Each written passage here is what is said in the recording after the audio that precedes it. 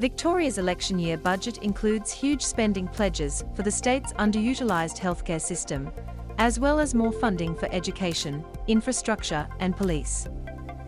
The price tag of this funding will continue to affect taxpayers for years to come. Winner: Health. Victoria's health care system, which has been under pressure for years, is the main beneficiary of the budget, which costs $12 billion.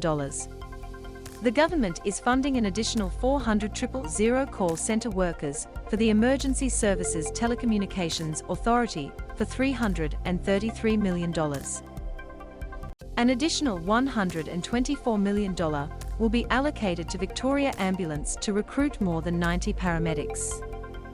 The budget includes a $1.5 billion plan announced in early April to address the state's electoral action waitlist.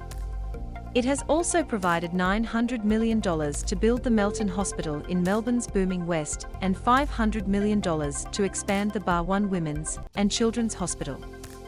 Another $236 million will be used to expand emergency departments at Werribee Mercy Hospital in West Melbourne and Casey Hospital in East Melbourne. The pandemic is not over, with $4.2 billion earmarked for rapid antigen tests and other COVID-19 responses. Another $1.3 billion will be used to implement recommendations from the state's Royal Commission on Mental Health.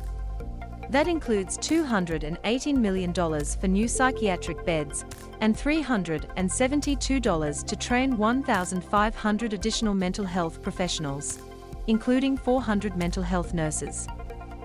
Loser: bottom line budget. The government's net debt will rise further. It is expected to end the fiscal year at $101.9 billion, or 19.8% of the state's economy. It is expected to continue to grow beyond expectations, growing to $118.5 billion in the next fiscal year, and a staggering $167.5 billion in 2025-26. Accounting for 26.5% of the state's economy. The government's operating deficit is expected to be lower than expected as net debt rises. The deficit is expected to shrink to $7.9 billion in 2022-23, then to $3.3 billion, then to $1.1 billion, before widening to an operating surplus of $650 in the mid-$2.026 billion period. The outlook for building excess liquidity is equally positive.